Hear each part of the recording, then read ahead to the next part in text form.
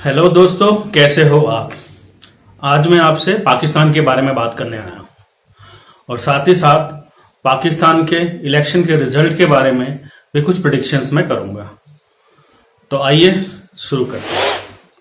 आज 30 जनवरी 2024 है। आज मैं पाकिस्तान के इलेक्शन के रिजल्ट के बारे में कुछ प्रेडिक्शंस करने जा रहा हूं, जिसमें से मेरी पहली प्रेडिक्शन जो है वो ये है कि इस इलेक्शन में जो सबसे बड़ी पार्टी जो उभर के निकलेगी या उभर के आएगी वो होगी मुस्लिम लीग नून, यानी कि नवाज शरीफ की पार्टी। लेकिन उसकी पार्टी को कंप्लीट मेजोरिटी या कंप्लीट बहुमत नहीं मिलेगा। उसको सरकार बनाने के लिए जो है कम से कम 3 या 4 रीजनल पार्टीज कह लो या छोटी पार्टीज कह लो, उनका सपोर्ट लगेगा। और साथ ही साथ उसको कम से कम 15 से 20 इंडिपेंडेंट एमएनए जो होते हैं, उनकी लैंग्वेज में जो बोलते हैं वहां पे, मेंबर ऑफ नेशनल असेंबली, उनकी भी जरूरत पड़ेगी। यानी कि जो सरकार बनाने के लिए मुस्लिम लीग नून को 4 से 5 या 3 से 4 जो है छोटी छोटी पार्टियां और साथ ही कुछ इंडिपेंडेंट एमएनएज भी लगेंगे। ठीक है जी। ऐसा क्यों?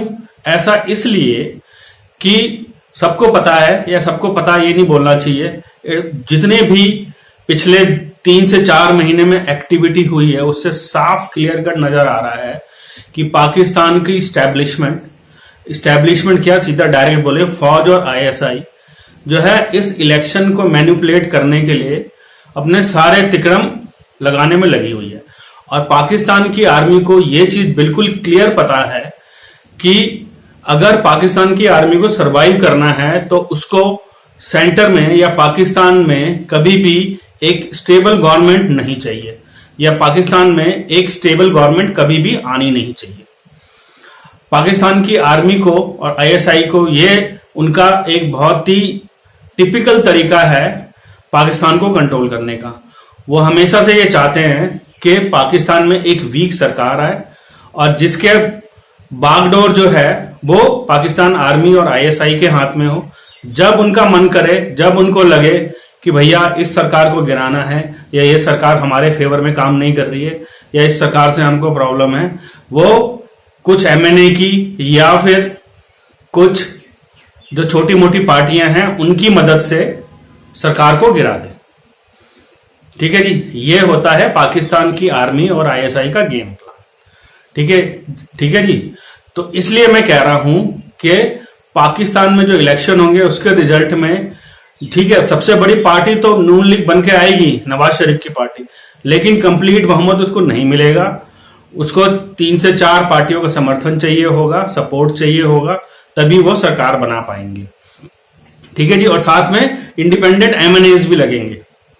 ठीक है, तभी आर्मी जो है, आर्मी और आईएसआई जो है वो पाकिस्तान की गवर्नमेंट को अच्छे से कंट्रोल कर सकेगी। ठीक है जी। अब यहां पे दूसरी बात आती है, जो मेरी दूसरी प्रेडिक्शंस है कि पाकिस्तान का प्राइम मिनिस्टर जो है वो नवाज शरीफ नहीं बनेगा। पाकिस्तान का प्राइम मिनिस्टर बनेगा शहबाज शरीफ।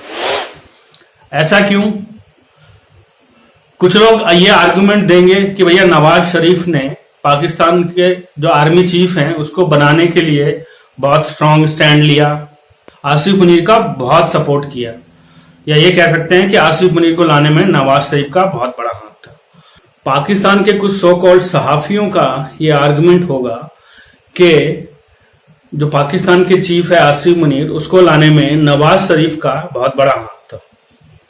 उन्होंने उसके लिए बहुत एक स्ट्रांग स्टैंड लिया और पूरी जान लगा दी कि पाकिस्तान का आर्मी चीफ जो है वो आसिफ मुनीर बने। ठीक है जी। वरना पूरे चांसेस थे कि पाकिस्तान का आर्मी चीफ जो है वो फैज हामिद को बनना था। और ये सारी की सारी जो कोशिश है वो नवाज शरीफ की है, जिसकी वजह से पाक का आर्मी चीफ आसिफ मुनीर बना है। लेकिन पाक के लोगों को या सो कॉल्ड सहाफियों को ये नहीं पता कि पाकिस्तान की आर्मी जो है वो कभी किसी का एहसान नहीं लेती और कभी किसी के साथ है ही नहीं। पाकिस्तान की आर्मी हमेशा जो है वो पाकिस्तान की आर्मी के ही साथ है। ऐसे बहुत एग्जाम्पल हिस्ट्री में मिल जाते हैं कि पाकिस्तान की आर्मी ने जब वक्त पड़ने पे जिस प्राइम मिनिस्टर ने उसको पाक का आर्मी चीफ बनाया, उसने उसी के खिलाफ काम किया और पाकिस्तान की आर्मी के फेवर में काम किया। इसके बहुत सारे एग्जाम्पल मिल जाएंगे, चाहे वो बाजवा हो या चाहे हमें जियाउल हक हो, या इस तरह के बहुत सारे आर्मी चीफों के एग्जाम्पल मिल जाएंगे।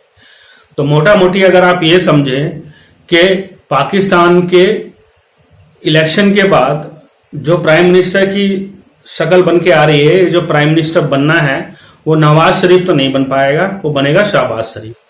अब शहबाज शरीफ में क्या क्वालिटीज हैं, या पाकिस्तान की स्टैब्लिशमेंट या फौज आईएसआई ये क्यों चाहती है कि शहबाज शरीफ पाकिस्तान का प्राइम मिनिस्टर बने, या ऐसा मैं क्यों कह रहा हूं कि पाकिस्तान का प्राइम मिनिस्टर जो है वो शहबाज शरीफ बनेगा? क्योंकि पाकिस्तान की आर्मी ने जब पाकिस्तान के former prime minister Imran Khan को निकाला था, तब उसके बाद जो 1.5 साल जो शहबाज शरीफ प्राइम मिनिस्टर बना है, उसने बहुत ही अच्छे तरीके से, मैं तो कहूंगा, बिल्कुल यही कहूंगा कि उसने बहुत ही अच्छे तरीके से पाक आर्मी की बूट पॉलिश करी। उसने पाक आर्मी के खिलाफ एक बयान नहीं दिया। पाक आर्मी और आईएसआई ने जो उससे कहा उसने वो किया, और बिल्कुल वर्ड टू वर्ड। तो इसलिए मेरा यह मानना है कि पाक का जो इलेक्शन के बाद जो प्राइम मिनिस्टर बनना है वो शहबाज शरीफ बनेगा। यही पाकिस्तान की आर्मी के फेवर में जाता है और यही पाक आर्मी करेगी। ठीक है जी।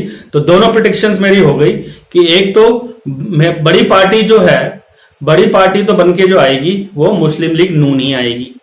ठीक है जी। लेकिन इंडिपेंडेंटली या अपने दम पे सरकार वो भी नहीं बना पाएगी, उसको भी 3-4 जो हैं पार्टियों के, छोटी पार्टियों की सपोर्ट लगेगी, और साथ में उसको कुछ इंडिपेंडेंट एमएनए की भी सपोर्ट लगेगी, और साथ ही साथ जो प्राइम मिनिस्टर जो बनेगा वो शहबाज शरीफ बनेगा। ठीक है जी। अब आते हैं दूसरी बात पे कि पाक जो है, या पाकिस्तान की आर्मी जो है, वो इलेक्शन करवाना क्यों चाहती है। जो करंट सेटअप है या करंट केयर सेटअप है जो 3-4 महीने से चले आ रहा है, ठीक है जी, वो पाकिस्तान की आर्मी को बहुत अच्छे से सूट कर रहा है।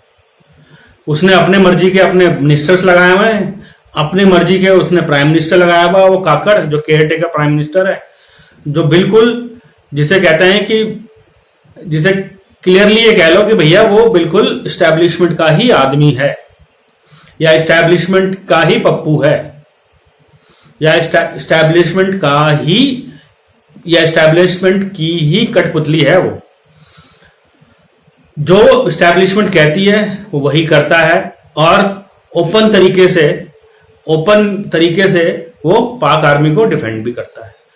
तो पाक आर्मी जब इतना अच्छा केयर सेटअप चल रहा है तो वो क्यों चाहती है कि इलेक्शन हो? तो इसमें पाक आर्मी या पाक एस्टैब्लिशमेंट की एक बहुत बड़ी मजबूरी है। वो मजबूरी है आईएमएफ। पाक आर्मी को या पाक की एस्टैब्लिशमेंट को भैया आईएमएफ से लोन भी तो लेना है। अभी कुछ दिनों पहले आईएमएफ ने 700 मिलियन तो दे दिए, लेकिन अगर उसको आगे और लोन आईएमएफ से चाहिए तो भैया उसको एक टूटा फूटा लंगड़ा लूला जैसा भी हो, एक डेमोक्रेटिक सेटअप तो दिखाना पड़ेगा ना। एक डेमोक्रेटिक सरकार तो दिखानी पड़ेगी ना, क्योंकि आईएमएफ तो पूछेगा भैया तुम्हारे तो कंट्री में डेमोक्रेसी का नामो निशान नहीं है, तुम तो कब से एक वही केयर टेकर सेटअप चलाए जा रहे हो। तो ये पाकिस्तान की मजबूरी है कि उसको एक डेमोक्रेटिक सेटअप आईएमएफ के लिए दिखाने की जरूरत है, और उसको उस सेटअप के दिखाने के लिए या सेटअप को बनाने के लिए एक इलेक्शन तो करवाने पड़ेंगे। ठीक है जी। तो ये है रियल रीजन इलेक्शंस करवाने का। अगर उसकी कोई आईएमएफ के साथ मजबूरी नहीं होती ना, तो वो कभी भी इलेक्शन नहीं करवाते, वो इसी केयर टेकर सेटअप को कैरी ऑन करते रहते। और इलेक्शन से मुझे ध्यान आया कि पाकिस्तान आर्मी ने जिस तरह से इमरान खान की पार्टी और इमरान खान को इस इलेक्शन से बाहर किया है, वो एक अपने आप में ही एक इंडिकेट करता है कि पाकिस्तान आर्मी इस इलेक्शन में किस तरीके से इंटरफेरेंस कर रही है। ठीक है जी। ऐसा क्यों? क्योंकि जिस तरह से पाकिस्तान में पीटीआई के जो पार्टी के जो फॉर्मर लीडर्स हैं, एक तरफ से निकलते हैं और एक तरफ से दूसरी जेल में पहुंच जाते हैं, और पाकिस्तान ने इमरान खान के तो नाम लेने को ही बिल्कुल मीडिया से बैन कर दिया है। और दूसरी बात कि पाकिस्तान के एस्टैब्लिशमेंट ने इमरान खान की पार्टी को ऐसे डैमेज किया है कि उनका जो है नेशनल स्टेटस जो है वो हटा करके एक रीजनल पार्टी का कर दिया है। अब रीजनल पार्टी की वजह से उनका जो निशान है बल्ले का वो चला गया है। अब रीजनल पार्टी की वजह से छोटे छोटे जितने भी उनके कैंडिडेट्स खड़े हो रहे हैं, किसी का बंदर निशान बन गया है, किसी का कुत्ता बन गया है, किसी का क्या बन गया है, किसी का क्या बन गया है। ठीक है जी। तो ये साफ दिखाता है कि पाकिस्तान आर्मी का या पाकिस्तान एस्टैब्लिशमेंट का इस इलेक्शन में पूरा हाथ है। वो उसको पूरे अच्छी तरह से इसको रिग करने में लगी हुई है। और बहुत ही जल्दी हम सेटअप में देखेंगे कि जो मैंने प्रिडिक्शन करी है वो सच होगी और आप मेरी बात को मानेंगे। ठीक है जी। तो इसी के साथ हम इस वीडियो को करते हैं खत्म। आप अपने विचार जो हैं कमेंट बॉक्स में नीचे लिख सकते हैं। और अगर आपको इस वीडियो से कुछ वैल्यू मिलती है, आपको अच्छा लगता है, तो कृपया इसको लाइक करें, हमारे चैनल को सब्सक्राइब करें। और अगर आपको इसको लगता है किसी से शेयर कर सकते हैं तो इसको शेयर करें। Thank you very much. Bharat माता की जय। जय श्री राम, जय श्री राम, जय श्री।